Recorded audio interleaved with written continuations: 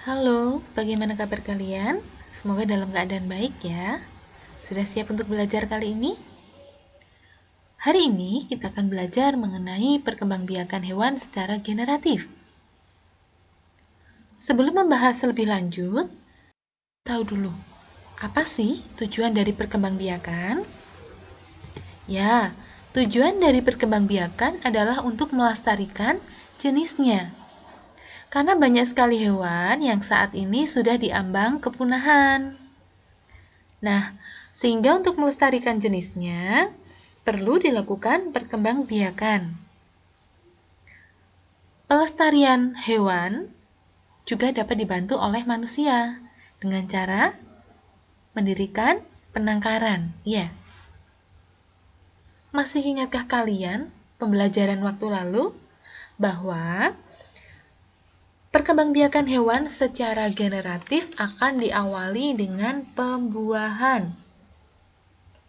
Pembuahan tersebut terjadi jika sel kelamin betina bertemu dan melebur dengan sel kelamin jantan. Kemudian, hasil dari pembuahan itu adalah zigot. Zigot adalah proses perkembangbiakan pada rahim betina sebelum menjadi janin atau embrio. Contoh hewan yang berkembang biak dengan cara generatif. Yang pertama adalah ayam.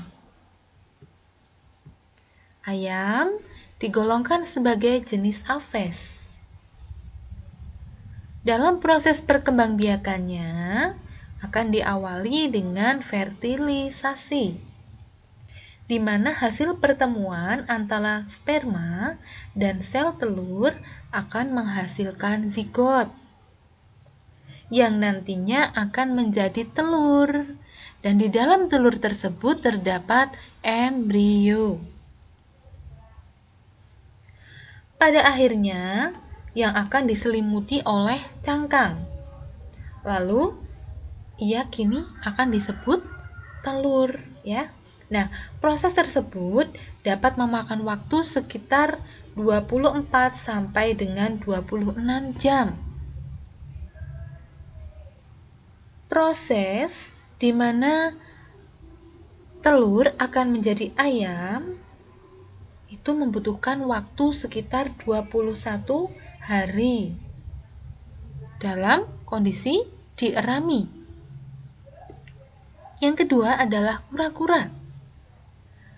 Kura-kura memiliki batok bagian atas, karapas, dan batok bagian bawah, plastron. Nah, batok ini berfungsi sebagai tempat bersembunyi dan melindungi diri saat terancam. Kura-kura digolongkan sebagai hewan ovipar karena berkembang biak dengan cara bertelur, ya. Namun ada satu yang unik dari kura-kura ini. Ketika dia bertelur, dia akan menggali pasir, ya, dan menimbun telurnya di sana. Sehingga dia tidak perlu seperti ayam mengerami, ya. Nanti ketika telur itu menetas, dia akan menetas dengan bantuan pasir, ya. Jadi dia mendapatkan suhu yang hangat itu dari pasir, ya, bukan dari induk kura-kura. Ya, yang ketiga adalah ikan. Ikan termasuk jenis hewan vertebrata poikilotermik. Apakah itu? Ya. Hewan jenis vertebrata poikilotermik adalah hewan yang bertulang belakang dan berdarah dingin. Ikan bernafas dengan insang dan berkembang biak dengan cara generatif. Proses pembuahannya terjadi di luar tubuh si induk, yaitu di dalam air. Ketika telur ikan itu sudah siap untuk dibuahi, maka si ikan ini akan mengeluarkan telur dari tubuhnya ke air. Nah, kemudian ovum atau telur itu dibuai secara eksternal. Telur akan dibiarkan terapung-apung di dalam air atau ditempatkan di sarang yang bisa berupa tumbuhan air dan dijaga oleh induknya atau bahkan ditempatkan di dalam mulut induknya hingga menetas, ya. Nah, ini adalah contoh telur ikan yang sudah dibuahi, ya. Selanjutnya yang keempat adalah kucing. Nah, kucing ini adalah hewan mamalia, ya. Kucing termasuk kelompok hewan vivipar karena dia berkembang biak dengan cara beranak. Iya, betul. Nah, pada masa kehamilan atau gestrasi terjadi pada 63 hari. Jadi, dia mengandung selama 63 hari. Ya. Nah, kucing ini dia lahir dalam keadaan buta dan tuli. Matanya baru akan terbuka saat dia berusia 8 sampai 10 hari. Yang kelima adalah platypus. Nah, platypus adalah hewan yang berevolusi dari kelas Aves ke kelas mamalia. Meskipun platypus memiliki ciri yang terdapat pada hewan mamalia, ia berkembang biak dengan cara bertelur. Nah, ini adalah contoh platypus yang masih muda. Iya.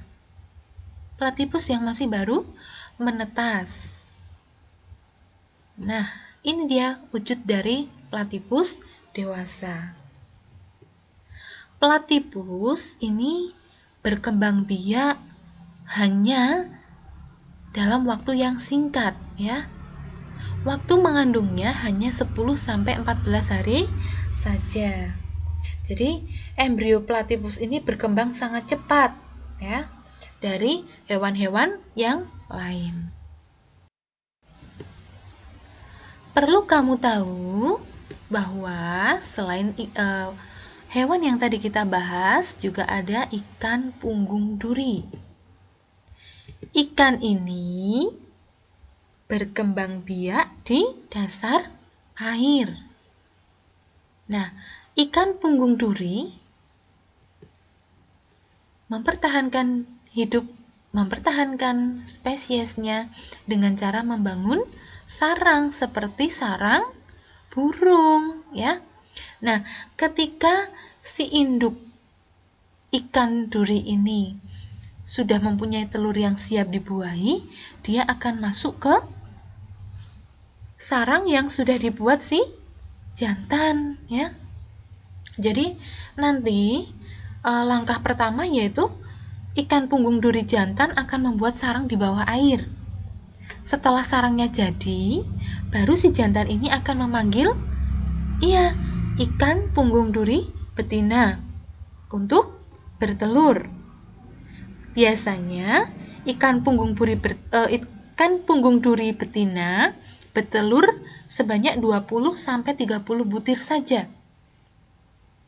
Setelah dia bertelur, dia akan pergi meninggalkan sarang itu. Kemudian, si ikan punggung duri jantan akan masuk ke sarang dan segera membuai telur-telur itu serta menjaganya sampai telur itu menetas, ya. Itu sekilas dari cara perkembangbiakan ikan punggung duri. Jadi, dia akan membuat sarang sebagai tempat perkembangbiakan. Yang selanjutnya adalah ular, ya. Ular yang berkembang biak dengan cara bertelur. Yang pertama adalah ular tikus. Yang kedua adalah ular rumput.